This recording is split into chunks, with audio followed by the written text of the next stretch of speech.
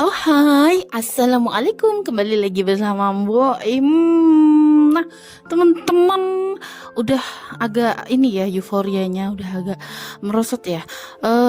Mau bikin kerombolan ini, bukannya sukses tapi gagal. It's okay, bergagal-gagal dahulu, kita sukses kemudian. Nggak ada salahnya Mbok ya mau sharing gimana kok bisa gagal. Tapi kalau untuk resepnya, it's okay, no problem. Masih tergolong rasa yang enak kalau untuk komposisi resepnya.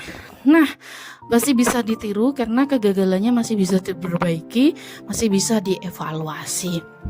Oke, teman-teman, lihat aja ya gimana step by stepnya. Dari pertama ngublek-ngublek semua bahan, ada susu, tepung, ragi, gula, garam, mentega, duduk jadi satu, lalu di proofing selama kurang lebih 1 jam. Setelah itu dibuang udaranya, lalu digilas, digiling, dan didiamkan lagi selama 15 menit. Nah, jadi intinya teman-teman bisa menyaksikan ya step by stepnya ya. Aku nggak mau ngomong panjang lebar, nanti untuk resepnya aku mau tulis di kolom description. Nah, intinya yang dievaluasi adalah pertama di situ kesalahannya ada di lemaknya. Lemaknya di situ Mbok ya memakai Blue Band. Oh, Blue Band ya, bukan Blue Band ya. Maksudnya margarin dicampur dengan coarse fat, karena di rumah Mbok Yem punya itu. Nah, kesalahannya adalah pada saat mencampur kedua bahan itu, margarin dan coarse fatnya, itu Mbok Yem belum melakukan mixing secara maksimal. Jadi belum diaduk rata, harusnya dicampur rata dulu, karena kan dua bahan itu, margarin dan coarse fatnya itu mempunyai tekstur yang berbeda. Kalau coarse fats itu cenderung kalau dia sudah beku, ya dia lebih keras daripada mentega, margarin ya teman-teman. Jadi harusnya benar-benar di mix yang benar, baru dibentuk persegi panjang, terus dimasukkan ke freezer kurang lebih sekitar 15 menit biar agak sedikit beku.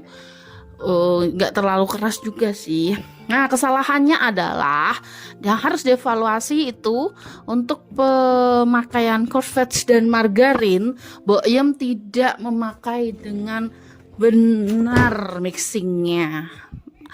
Nah, yang kedua, untuk adonannya setelah didiamkan, jadi step yang kedua, proofing kedua itu proofing pertama itu terlalu lama ya Mbok Yem. Jadi lebih dari 1 jam, bahkan semalaman, karena Mbok Yem itu harus bikin konten, memasak, dan itu dalam satu waktu. Mbok Yem juga mengerjakan nyambi momong ya. Mbok Yem ada bayi 21 bulan. Nah, karena waktu membuat adonan kromboloninya malam hari jam 9 dan waktu harus untuk membobokkan baby, jadi Mbok Yem masukkan adonan di proofing awalnya itu di freezer dalam waktu bisa jadi semalaman ya. Nah, baru Mbok Yem kerjakan esok harinya.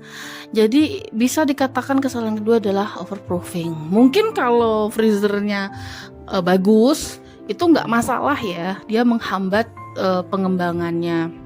Tapi di sini catatan lainnya adalah freezer kulkas Mbok Yem memang sedikit kurang bagus, kurang normal. Jadi untuk dinginnya tidak maksimal. Jadi dia pembekuannya itu nggak bagus, membuat adonannya itu masih bisa mengembang.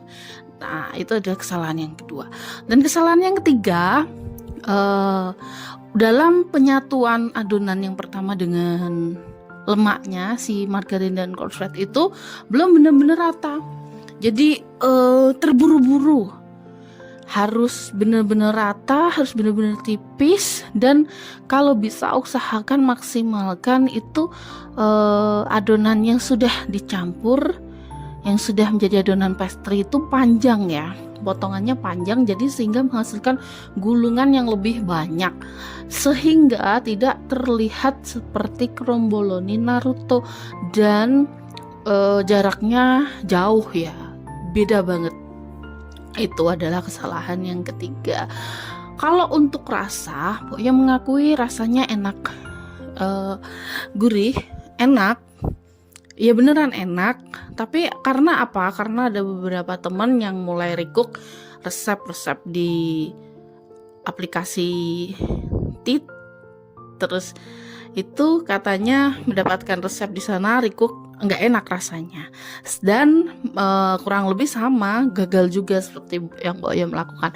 Tapi Mbak Yem evaluasi kegagalannya ada di situ tadi ya, overproofing, untuk mixing crossfed sama margarinnya nggak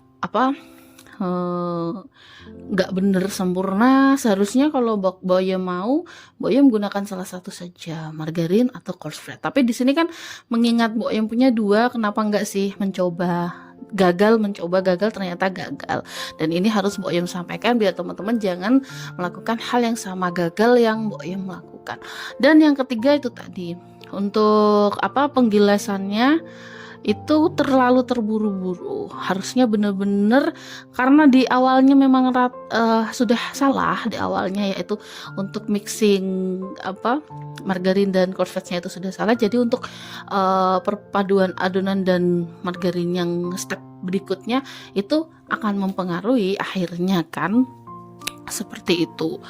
Dan untuk sarannya adalah memang benar-benar berikan space yang panjang, ukurannya panjang banget itu, nanti digulung aja kromboloninya itu gulungannya panjang ya, biar dia membentuk layer-layer yang bagus, jadi nggak seperti Naruto gitu ya teman-teman. Itu adalah evaluasi kegagalan. Untuk rasa resepnya boleh ditiru teman-teman, tapi belajar dari pengalaman orang lain itu adalah kecerdasan yang hakiki. Oke, jangan sampai melakukan kesalahan yang sama. Stepnya bisa dilihat ya sambil mendengarkan cuap-cuapnya Mbak Yem. Mungkin itu saja, semoga bermanfaat. Di lain waktu Mbak Yem akan recook lagi dengan resep yang sama, tapi mungkin tanpa menggunakan force fed. Jadi mungkin margarin saja atau butter saja, atau lebih baiknya menggunakan butter yang untuk Danish itu ya, Danish pastry khusus. Karena memang kromboloni ini dia masuknya sebenarnya perpastrian tapi ke Danish ya, resepnya lebih ke Danish pastry. Jadi memang untuk membuat Danish pastry ini memang sebenarnya gampang-gampang susah. Gitu aja teman-teman ya. Selamat mencoba di rumah, semoga bermanfaat. Next time Mbak Yem akan posting untuk resep kromboloninya dan lebih baik tentunya. Gitu aja, see you next time, bye bye, assalamualaikum.